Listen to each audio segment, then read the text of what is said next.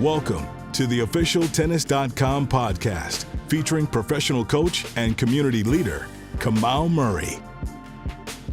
Welcome to the Tennis.com podcast. I am your host, Kamau Murray, and we are here with Noah Rubin. He is one of the best juniors to ever come out of the States, Junior Wimby champion, 2014, ACC and Freshman of the Year at Wake Forest, top 125 in the world, tennis entrepreneur, and thought leader, quite frankly, as to what we can do better across all levels.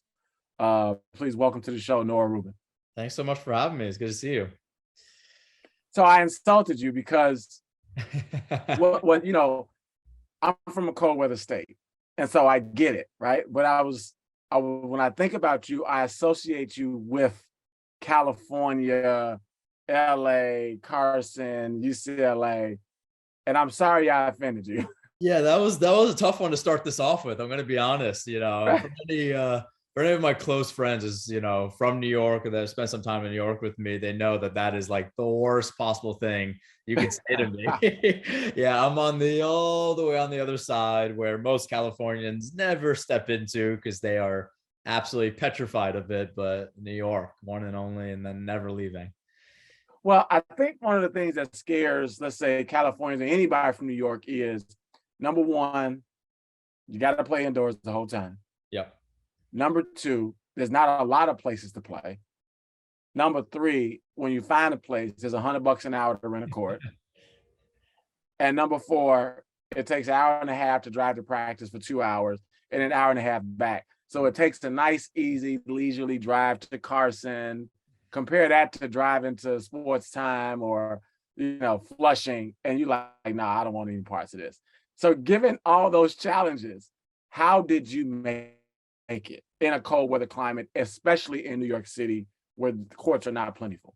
Yeah, it's funny because all four of those I've had to deal with at one point in my career or another, but it's so worth it. There's something I think, when I was younger, I was fortunate enough to, with my mom and dad, they wanted me to be close to home, which was super important for me to kind of be a part of a little bit more of a normal lifestyle than, some of these other kids were having. And it doesn't mean that I didn't use USTA in Florida to go down, and that was at Everett at the time, and to, have that help with training and travel and everything else that comes with it. But my parents wanted me to be cultured. We were going to museums, we were going to shows, and we were doing everything. And, we felt like we had a really great team surrounding with my father helping me out, with Lawrence Klager out of the Sport Time clubs at the time that are now John McEnroe Tennis Academy. So, for me, it was, if I lost that feeling, that camaraderie that I had in New York, I think that was going to be a problem for my early development as a junior.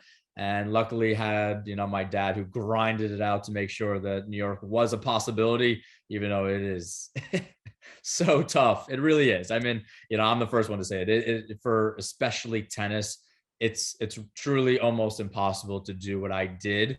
There's ways, and it's kind of molding now and developing into a pathway, but it was really tough when I was younger. So, because, I had a conversation with like kids in Chicago, right? So we get, obviously, the juniors, you drive here, you drive there, we go to this group, we chase this coach.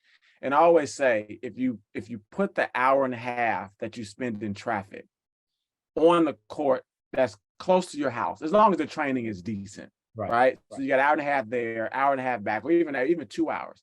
If you took those 2 hours of travel time, put it on the court with the 2 hours close to your house, now you got 4 hours.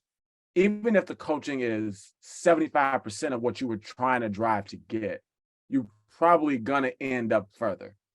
So when you add your travel time from like Long Island to the Sports Time, when you add your travel time, how long of a day does it become? Because you drive an hour and a half to play 2 hours, drive an hour and a half home.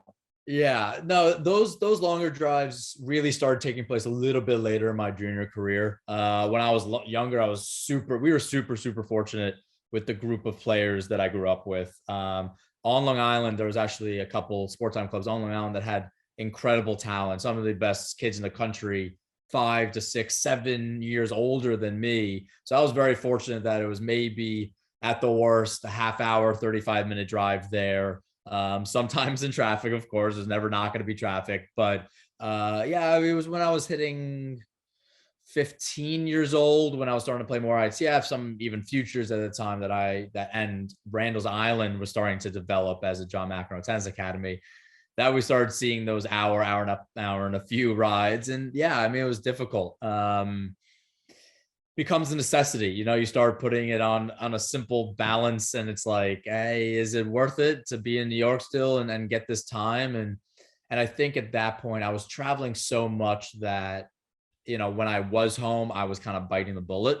It was exhausting. When I was done with the day, I was like, it's been a long day. I was at that point, I was online school, but I knew for the most part that I wanted to go to college. So I knew I had to finish. This wasn't going to be something that I just put to the side. So I'm doing hours of school, training, but, hopefully making it a little bit earlier in the day. So when I got home, it wasn't, 9, 10 o'clock at night. I had some time to relax. So it's all about managing time. And I got very good at that. But New York is, it's definitely tricky. But when I knew that I had my weekends and I could do whatever I wanted, I had the world at my disposal, it made it worth it. So let me ask you this, because one of the things we talk about travel time is the time in the car with the parents, right? Because as a tennis player, I think that's one of the things you remember most coming up, is the fact that you do spend a lot of time with your parent, either on the plane or in the car. And when it's a bad day on the court, that long drive seems super long. How was your relationship, or what was that like, spending so much time in the car with your parents? Was it like crazy tennis parent? Was it like formative years?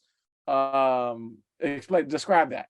Yeah, no, I had a few different ones. I had a few times where I had even taxis that were taking me, which were interesting. And I got to know kind of this driver that I, had, that we were, putting every last dollar into, and had some help. I had my mom who, did a lot of driving, and, she was, as much as she knew about tennis, because, my sister and I played and she was a part of it, she wasn't the tennis parent in the relationship, so that was my father who coached me. And then, I had my dad who, as much as he was a tennis parent, and we did hours and hours together, and, and was strict at times, believe me, but he was strict in the right way, looking back, maybe when I was 10 years old and I got those, the finger to come over here, and, got a little bit of that. It was attitude, it was effort. It was never, you lost 2-2 today, we have to talk about that, or you were on the bottom court and up and down king of the court games.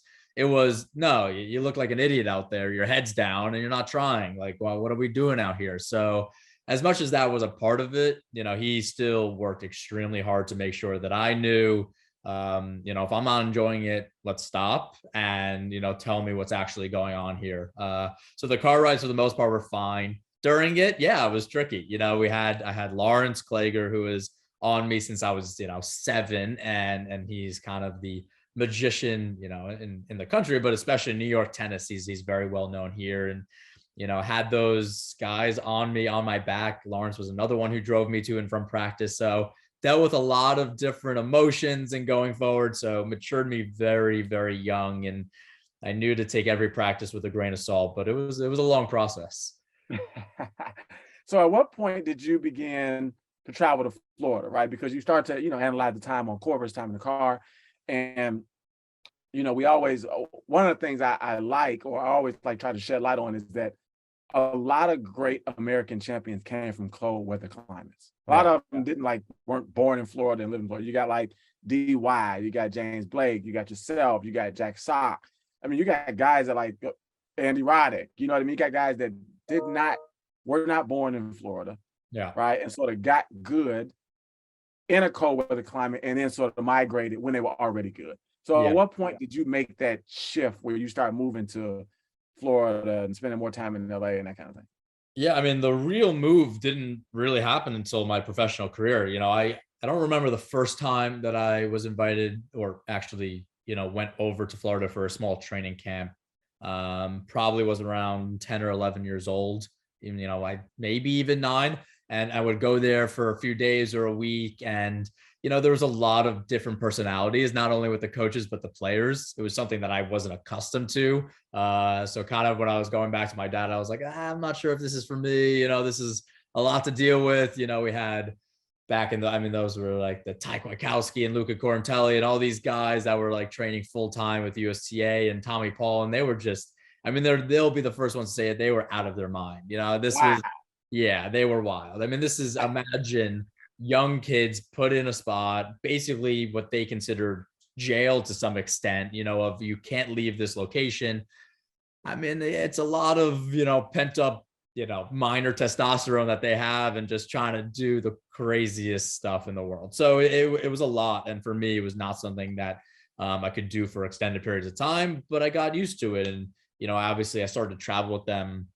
I played Coupe LeBlanc, which was this tournament in Canada when I was 11, 12, and then La Petite As. So I was obviously traveling with them, and then ITFs as well. So I had to get to know these. I loved a lot of the coaches there, had some amazing memories with, Michael Sell, Nico Tadero, and Ken Kinnear. These are all the guys that I traveled with, when I was younger, even Catherine Rinaldi. So it's, it was a lot of great memories, but at the time to be full-time there, or even a couple of weeks at a time, those were not the players I wanted to be spending, hours a day with. Now I'm friends with a lot of them, but it was a different time back then. So what would you say, right? Because I look at your story and it's one thing to go through the process, and it's one thing, to be like yourself, who I consider to be a very cerebral person. So you get a parent that lives up East Coast or Chicago or, whatever, Seattle. When should they consider moving? Like if you had to say, all the parents always ask me, do you advise moving to an academy, right? A Florida academy, right? I was like, you know what I mean? What would be your response to a parent that says, you did it all, you've been through it, when or should I move at all? Yeah, I think it's really difficult. Tennis is such a specific sport, so personal with your relationship with your coach. Everybody says, well, your coach hasn't been there. I remember Emma Raducanu, basically, she fired her coach after she, won the Open. I was like, well, that coach has now won the Open, for you to say that the coach hasn't experienced it. Well, now they just did, so it really is a matter of all personal situations. And for you to say that, the coach maybe doesn't have what I need. Okay. If you're feeling that, maybe you take a step outside and you say, let's see what some of these others look like. But I think you have to kind of consult with somebody that's been there to look at your full situation and say, hey, what do we have? Do we have the fitness? Do we have the team set up? Do we have enough hours in the day to make sure you're practicing? Do we have the court time? You kind of look at the full picture, but for a lot of players, I think they make the move far too quickly then, and fewer of them are far too reserved. So I think when I've looked at it in the past, they're like, well, my kid is 5 years old. Should we just start checking out academies? And I'm like, your kid can't even tie his shoe. Like, let's take a second here. Let's look at where this development's going to take him. But he has a lot of time, and especially with school, because I think that's kind of the largest component of it. When should I go and take online classes? When should my child, start looking into Laurel Springs, And I'm like, you got a few years, you can really do what you want. I think my year was around the perfect year, freshman year of high school, 15 years old, ready to take on a few more professional tournaments, kind of weaning out of ITFs. But again, I was kind of at that top 0.01% of the time. I think a lot of other kids can even last another year or two in school. But we all know that every parent, as much as they're loving, thinks their child is the next best tennis player. And it's a very tough conversation to have with a lot of them. So would you say, don't consider moving until you are top 50 USTA, top 150 ITF, right? Or I think it's lower than that. Yeah, I don't even think those numbers are equating. Like when you say move academy wise, like in my head, the only thought that's like, I think you could be an incredible college tennis player with chances to get and make possible moves in the pros with staying home for the most part. I really do believe that. I think you can have a week or two here throughout the year that you go somewhere else. But to say to move an academy is really the only thought there is that, hey, my son or daughter has the real chance to make waves as a professional tennis player, which sorry to say, but chances are your son or daughter doesn't have that chance. When I've spoken, when I look at every conversation I've had with parents, there's not many of them that I really do believe have that chance. I mean, we're talking about one of the most competitive sports, in the world. So for them to say, hey, we're going to uproot our lives and spend all this money and make sure that they have all the chances in the world, it's okay, if the, if the financials are there, but, if they're really trying to sacrifice for it, I'd rather be in the conservative side. I really would. So talk about juniors and talk about knowing when is the right time. You won Wimbledon juniors. Yes. And the win at Junior Slam is like a dream for most. And the win, to me, the holy grail of tennis is Wimbledon. Right. That is just like our sort of most prestigious title, even though it's probably not it's not New York, it's not US Open. It doesn't mean the same thing, ironically, to Madison Avenue, right? You win the US Open, that's like the Super Bowl, and that means more for endorsement dollars in the States than Wimbledon does, even though Wimbledon is the most prestigious. So tell me how your life changed once you won Junior Wimby. Yeah, I mean, again, I don't think a lot of people understood how my junior and professional career ebbed and flowed like through my last 2 or 3 years. I actually reached my career high ITF ranking, which is, for anybody that doesn't know, is 18 and under in the world. I reached that career high ranking when I was 15 years old.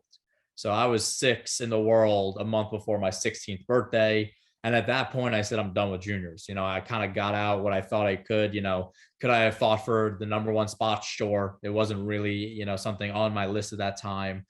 We kind of moved to professional tournaments. I qualified for my first professional tournament a month before my 15th birthday. That's kind of where my career was going. So, I actually had even, I don't know, 2 years off, without playing an ITF event. I may have played 1 or 2 here and there, but I had about 2 years off until I played Junior Wimbledon again. And it's one of the few things I give John McEnroe credit for, because he hasn't had too much of a hand in my career, to be honest with you. But he said, hey, for us, for our club, for you, play your last year, which I was already 550 in the world ATP, play the last 2 Grand Slams, junior Grand Slams, before you age out. It's something that you're never going to have the chance to do again. Hopefully you'll play professional ones, but you won't have junior Grand Slams. And it's something very unique and different. I said, okay, there was this rule that was started, it's called a professional exempt that allowed your professional ranking to get you in.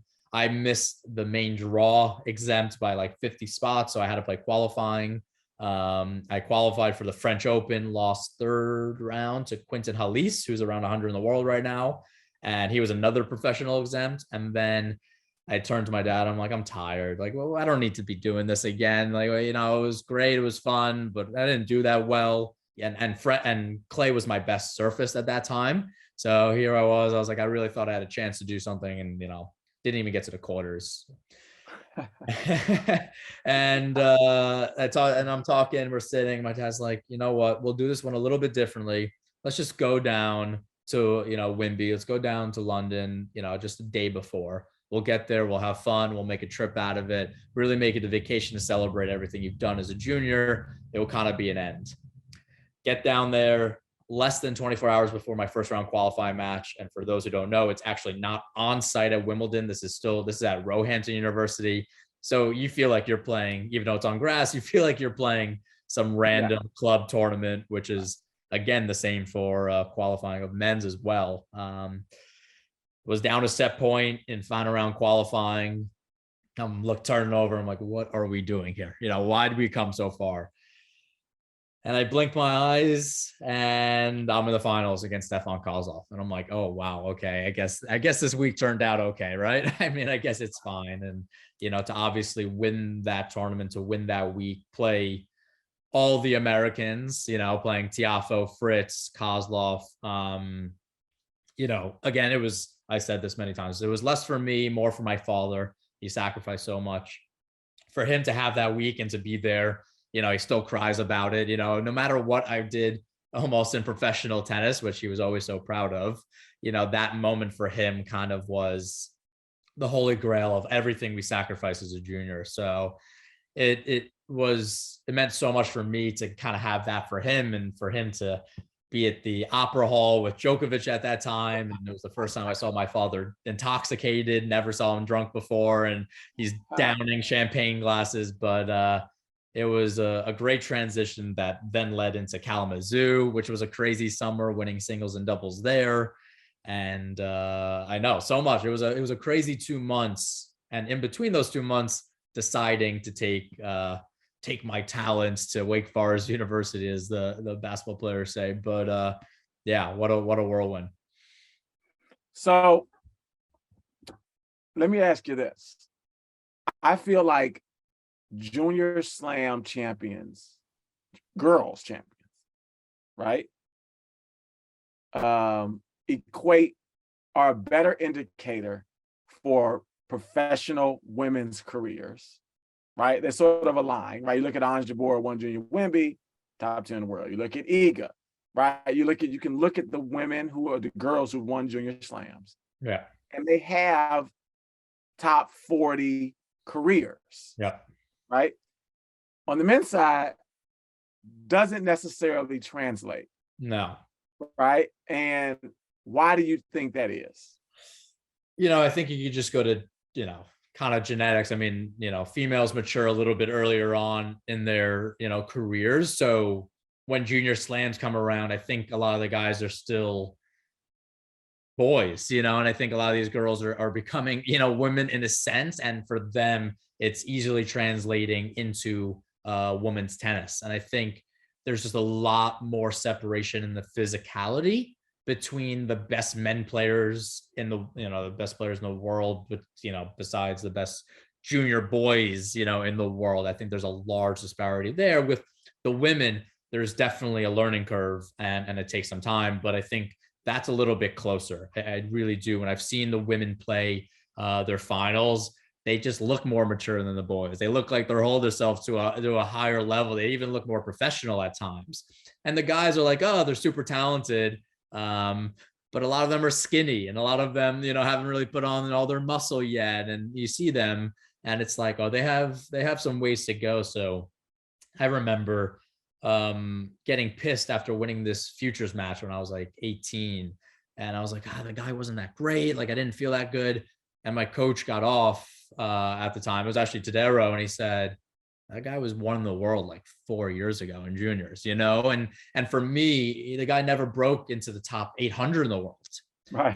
So it was one of those disparities. And you look at this and you're like, how can that be? And, you had some good players. I mean, when I was right before my age, it was Luke Seville was playing, and he was winning every other slam, and John Luigi Quincy was winning all these slams. And you had these guys that are just was in basically every final. Philippe Pelliou was the second. He won 3 slams in a year. I mean, he had one of the better junior careers that we've seen since Donald Young or Gael Monfils. And yeah, I mean, they were good. They were good tennis players. But are we saying that they made waves in the professional world? I mean, not what we expected. I mean, even me, I was at one of the higher percentage, and I still, haven't broken into the top 100, and may never. So it's funny to see that on the men's side compared to the women. That the year that I won it was Ostapenko, and she made quick waves on the women's side. When I won Wimby, it was her, and then you blink a year or 2 years later, and she's 30 in the world. So it was a funny transition. Yeah, that's why when you think about the junior slams and what they mean. Yeah, right? And like in the men's, it's like almost like a curse, not a curse, but in some way. Yeah. You hate to call junior Wimbledon title a curse, right? You know what I mean? But it's kind of like, it just doesn't mean, and when I say that to a layman, right? You know what I mean? They were like, oh, it's not that. You talk to a basketball guy, you say player of the year in college, they're gonna have a decent career in the NBA. You know what I mean? Well, it used to mean that. Now it's like you got to come right out of high school or spend 1 year. If you stay 4 years, then you suck, right? NBA. If you stay 4 years in college, you're probably not going to be a good, good right. NBA. If you stay one and done, then you. So the sport is evolving, and I sort of struggle to just sort of say, why does a women's junior slam mirror their pro career versus a man. And I always say it's just physicality, growth, height, strength, you know what I mean? It's all the things where women do sort of like develop and become a woman, right? At 16, 17, 18, right? Their bodies aren't that much different. Right. If they're committing to fitness and they're in shape and they're like consistent with their stuff, they kind of can look the same at 18 as they do at 22. 100%. 100%. You know what I mean? So let me ask you this. Do you think, so you decide to go to Wake Forest, right? At a time where you won the Zoo, wild card US Open, right? Won Wimbledon Juniors. I don't want to say, was it a mistake, or do you think your career would have been better served by jumping straight to the pros? I do not at all. I really don't. I mean, do I think I would have got some nice quick cash, and I knew that was on the table? 100%. It was tough enough. I remember my dad in the US Open prize money office holding on to this check, and they're tearing it out of him. And they're like, we're going to take that one and we're going to give you this one that has $1,900, which is what you can take for your $10,000 for the expenses. Which we didn't know that you could go in and buy all the Adidas clothing in the world and count that as expenses, but that's a story for another time. But yeah, I mean, it was difficult. I mean, I remember the conversations had about A, going to school, B, picking Wake Forest over like a UVA who was number one in the country at the time, what that meant for, loss of, quick sponsorships. And no, I mean, the trajectory of my career in those 2 years was perfect. I mean, literally nearly perfection. I mean, I would have loved to win NCAAs. I was a few points away, up a set 5-3, would have been great. But for me, for my father, for my coach Lawrence at the time, we liked conquering every single division. We liked conquering every level of the sport because, there are a lot of players that go pro and I'm like, have you played in college? It's fairly competitive. Like, do you know that you could beat the best players in college? And I needed to know that for myself. I needed to know that I can play against, like what we're saying, a lot of the juniors are still boys. Can I play against some of these guys that are starting to look like men, going in and possibly getting a fifth year at Baylor at the time, who looks like he's 28 years old, that has, so can I go up against these guys and hold my own and take them down? And, it was a good freshman year. I lost, 3 matches that year. One of them a 10-point tiebreaker. I lost in the finals NCAAs, up a center break. So it was just like, I knew at that point I got out of college and I said, hey, there's not much more I can take out of it. I feel like I was 2 in the country at the time. I feel like I'm a top 5 college tennis player, if not 1. Let's move. Let's take it to the next step. And that's when I decided to go pro. And then after that, it moved very quickly in the next year before my first injury. But yeah, I mean, I don't regret it at all. If anything, I regret not staying an extra year. Yeah. So it's funny when I hear you say a set and a break, I was like, somebody's going to write a book called A Set and a Break. Because when you look at how many people's careers would be different if they won matches where they were a set and a break up. You know what I mean? I mean, just imagine how many matches have you lost where you like, I was up a set and a break? I mean, to players that are top 50. Oh, 100%. Oh, I mean, the last top 50, I was as Fognini was a set and a break. It was just like I played. So I will say, in that it was a month and a half span. So from up a set and a break in the finals NCAAs, I said I would never do that again. Obviously, well, next week I played Darren King in the finals of a future. Set 5-2. I think that was double break. Right. So that we're going to have to change the title there. Set and a few breaks up. Right. And then, but I will say, qualified for my first challenger, was down 6-3, 5-1 match point against Tommy Paul and won that match. So, we look at it as a whole, and that match got me into the Australian Open, which got me my first Grand Slam win. So you look at the trajectory of everything, and it's tough to say if I came out on top because the NCAAs is a wild card to the main draw. But then I got this wild card to Aussie and won a match, so it works in mysterious ways. But if you want to write a book, Set and a Break, I will co-author that with you. So we talked about the Challenger Tour, right? And you look at somebody like yourself who has played every slam, been top 125,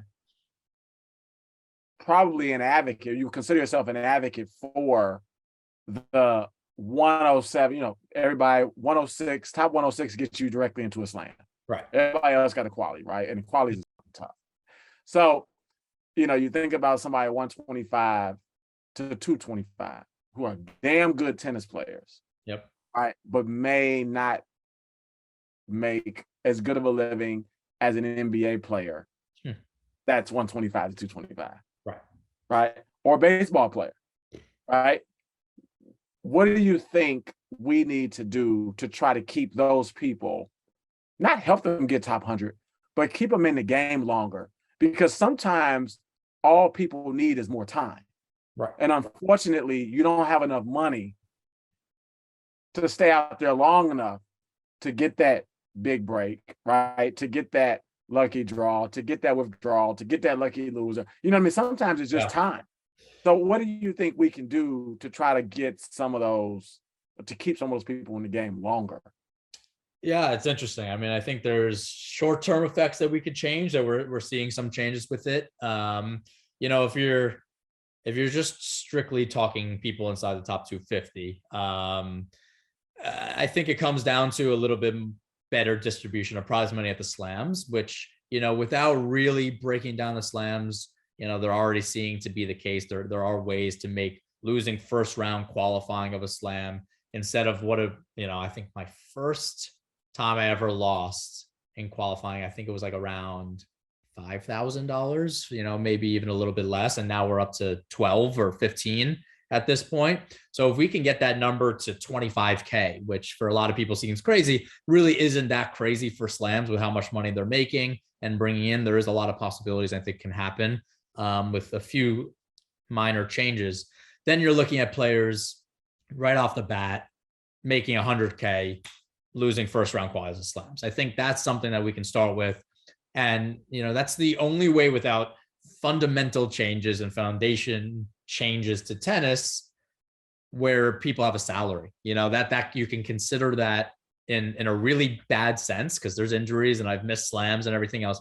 In the poorest sense possible, that's your salary. Slams, get in there, get your cash and move on. I was fortunate enough in my career to be at a weird Challenger Tour player where I did well at the slams. I did well at the higher levels. So, I qualified for a slam. I played main draw of a slam almost every year that I was, in it and playing full years, which was, great. I mean, that was how I funded, years of on tour. But, at the same time, if you can make sure that they're having that base level, 100K, if they win a match or two at a slam, you're looking at 150, maybe 175. And then that doesn't count every other tournament they're playing. And, then we're seeing, tremendous increases and seeing players actually be a part of something. But yeah, I mean, on the other side, I think, tennis has a lot of changing to do in terms of getting people into the sport. We look at, I think US Open is a great example. I would even go up to 75% of the people that attend the US Open are not tennis fans. They want to go to the festival. They want to drink. They want to have the great food, and they want to just be there. They want to take Instagram pictures. And if we could make tennis a little bit more like that, which, I'm not a tremendous baseball fan, no offense to anybody is, but I love going to a baseball game because I want to have a hot dog. I want to have a beer. I want to, sit with my friends and relax and have an enjoyable day at the ballpark. How American can you get, but tennis doesn't really have that unless it's the US Open, unless it's some of these bigger events. So if we can make the smaller events feel like an activity, like a festival feel, I think that's where these revenue streams will grow, exponentially. But, on just the lower ends, I think that's it. Is just a little bit distribution here can be life-changing at times. I just, it's not going to be comparable to a golf, to one of these other sports, but, we got to start somewhere. So perhaps you're proposing a salary, right, for guys 107 to 250, and then maybe it stops at 250, because below 250 is kind of like, you know what I mean, right? So like if guys were given 30, 40 grand as a salary, and then up first round quality prize money, then it's a decent living. Yeah, I mean, There was, I spoke to ATP about this of a, whatever your year-end ranking was on January 1st, you get a check from ATP, and it says, hey, you were in this ranking bracket. Here's $5,000. Here's $10,000. Here's 20. And this would be a little bit of an, it could go two ways. It could be an inverted scale where the lower ranked players are getting more money for expenses, or it could be just, how life works, that you hit one in the world, we're giving you $100,000 check, because that's what you deserve. And if you're 100 in the world, here's $10,000 to start your year. If I had $5,000 at the beginning of the year, just to give that cushion, because the most expensive time is always the beginning of the year. I'm booking my flights. Luckily we have Indian Wells, Miami in the States, kind of post January, but the beginning is Australia for us. We're already, if you're going with somebody, you're traveling with somebody, you're booking those flights, pre-Christmas, Hanukkah time. You're like, I hate my life. I just put down $25,000. I literally just spent $25,000 on hotels, flights for the next 3 months or whatever. That was always brutal. That always hurt. So if I knew I had $5,000 just to kind of alleviate, half of that pressure or whatever it might be, that would be a game changer. And I think there's definitely ways to do that. And then when you think about that pressure, how that shows up on the court. So you spend 25, 30, because you got to go with somebody, right? You can't go to Australia by yourself. Got to go with somebody. That's 2 people, 2 flights, 2 hotel rooms. We're big boys. We can't share a room. Right. And then you think about how you're on the court, up a set in a break, right? Or even down a set in a break, right? Thinking about the pressure that the financial, it really does sort of spiral and impact the on court. So let me ask you this, since we're talking about money. This can be like hard, right? And every now and again, you have to give yourself a reminder of why you are grinding, right? Because going to Rome, Georgia, Champaign, some of these places, they're not sexy. Right. You're like, damn, it's worth it, right? So when you got your first big check, where you felt like you had your breathing room, tell me about a purchase that you made that you like, damn, I shouldn't have done that, but I was just feeling like I needed a little carrot. I would say, fortunately enough, I didn't do any large enough purchases where I couldn't come back from them. Do I regret some of my purchases? 100%, without a doubt. I was not one of those players that I saw, and which I did see a few of them, like you turn around, they're like, they have a new car. I'm like, good for you, man. Like that's a good effort, and I wasn't there. Did I buy a few too many pairs of Ferragamo shoes? Maybe at that point. Yeah, I mean, that definitely happened. I remember a little bit later, not earlier, but a little bit later, like French Open, I got a Rolex, like, did I need to be spending that much on a watch at that point? No. Luckily, they hold their value, and I have sold it recently. But with that being said, yeah, you have to celebrate it. I mean, for me, food is like number one. So like if I can go to a restaurant, get a porterhouse for 2 with my girlfriend, like that's it. Like I'm very happy at that point. Good vacation. But yeah, I definitely, I looked at my closet after I moved recently, and I was like, I didn't wear, I've actually never put that pair of shoes on before. Right. They look nice in my closet, but I actually have not touched them. And slightly embarrassing. But my now fiance is like, yeah, we're going to work on that one. I was like, yeah. And speaking of, you got to buy a bag every now and then. You spend so much time on the road. You go to Paris, you can't come back empty-handed. Like Louis Vuitton store right there on the shops, and you came back empty-handed. You can't do that. No, you can't. Luckily, like the French Open, I was fortunate enough, they're sponsored by Louis Vuitton. So like we got a wallet that year. So like it did cure a little bit of that, but that was a tough one. Yeah, my luckily now fiance, but at the time girlfriend, she got a few presents that probably realistically were not in my price range. But hey, we were main draw French at that. And what are we gonna do? Yeah, you gotta live a little bit. So you started this platform, like Behind the Racquet. Yes. Right? And I think it is. I always talk about it with my family. Like, man, you think I'm over in Paris kicking it, right? You know what I mean? You think I'm just in Miami kicking it, and it's like work from the time you get up, going to breakfast, practice, massage, come back, scout, watch the opponent practice. You know what I mean? Fight for a practice court. Then go to dinner, right? Where you're talking about tennis and trying to do some coaching over dinner. It's like 24 hours, right? And it's not the life most people think it is. So tell me about the thought behind creating it, and what impact you think it's had. Yeah, it was actually ironically when I hit my career high ranking of about 125. That's when I dealt with that was almost the worst time of my career.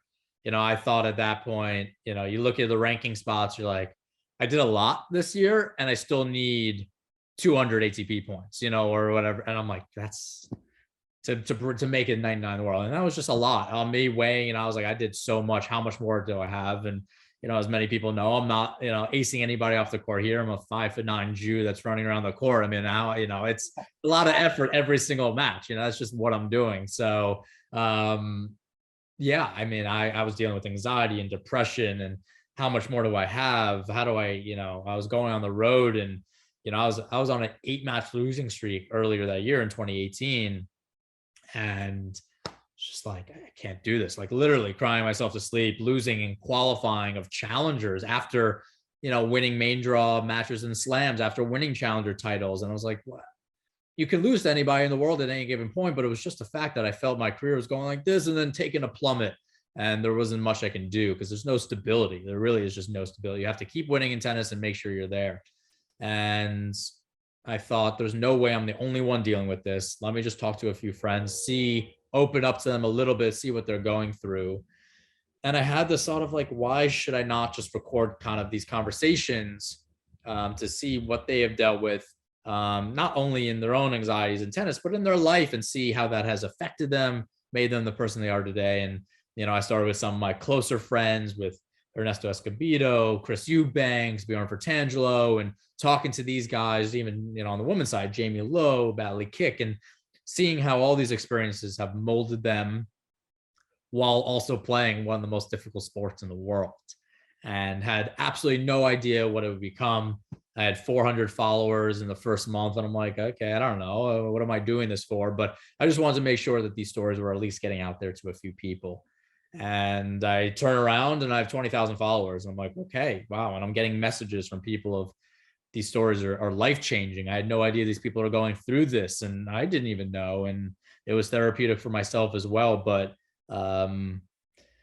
yeah, I mean, I think there was definitely a few stories that hit home to me with people that I thought I was super close with, and I didn't really know what was going on in their own lives.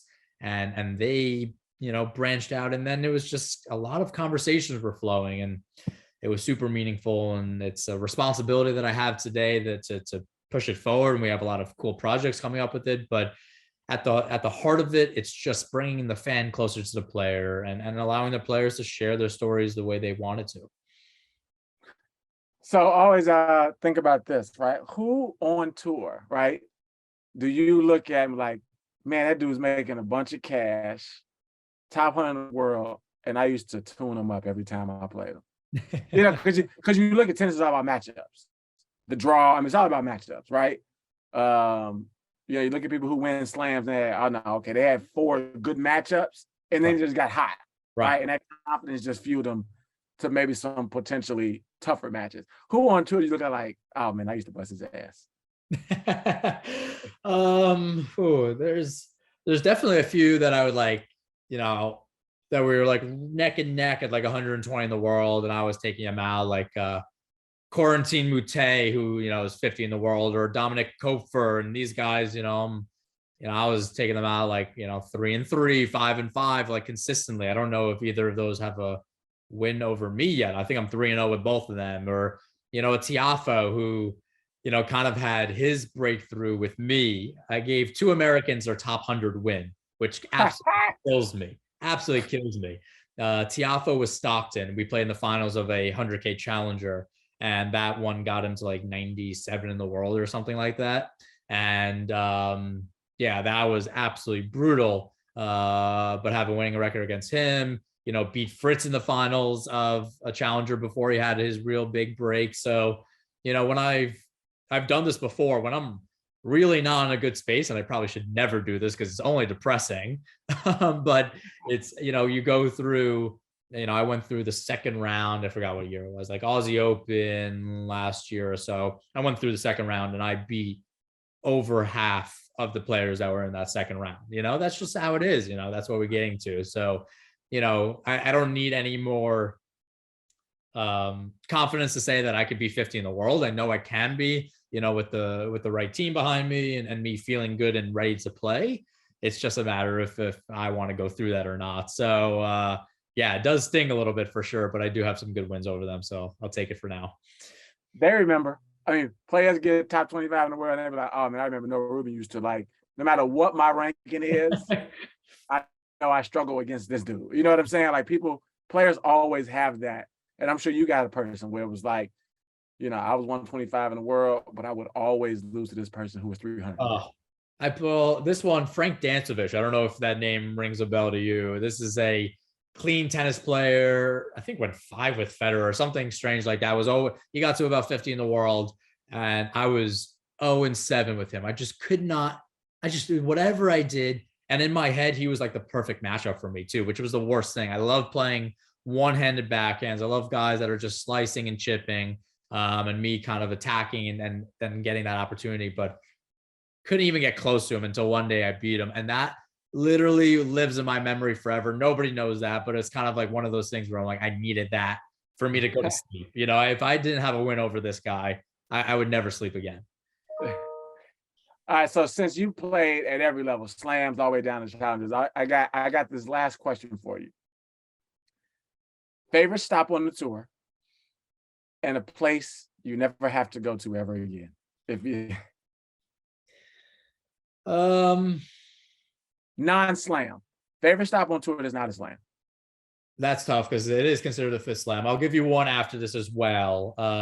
Indian Wells is just, it's so tough not to be happy, landing at the Palm Springs airport. There's something so peaceful. You get there, I go straight to Dick's Sporting Goods. I buy a new soccer ball. I play in the brand new grass they have there. There's something so special about being there. There really is. Taking Indian Wells out of that, that's tough. I absolutely loved being in Geneva. That was one of my favorite stops that I ever was. Switzerland was absolutely amazing. And even in the US, I think, a couple of challengers that I had in Northern Cal, we had a Tiburon Challenger that was just like, had incredible housing that I was staying with. And it was just always truly amazing. There's still a few places I haven't been. I haven't been to Rome and Monte Carlo yet. That is still top of my list. That might be enough motivation for me to get back on tour in the next couple of years, but we'll see. And then places I don't have to go back to. Sadly, there's more than a few, but I will say I did get where I qualified for my first professional tournament and where I got my first point. Brownsville, Texas, and Decatur, Illinois. Oh. This is absolutely, please don't take it personally, forever lives there right now. It is just happens to be one of those stops that, as you said, not as sexy as some of those other stops that we have. So yeah, that definitely goes on top of the list there. Yeah. Well, it all builds character, right? The good and the bad, the sexy and the. A lot of stories. A lot of stories. So, man, I wanted to thank you for your time. I wanted to, let you know, you obviously know you're a fan in the locker room. Everybody loves what you're doing. Everybody, at least they know they play you. They in for a grind, right? And they got to show up, which is developed the respect of a lot of players from 1 to 124. So I want to congratulate you on that. And man, keep going, man. Good luck in married life. I'm 9 years in, so I can advice. If you have any words of wisdom, I'll take them now. But we're doing pretty good right now, so I'm just enjoying it. All right. All right. This has been the Tennis.com podcast with Noah Rubin. Thank you for listening.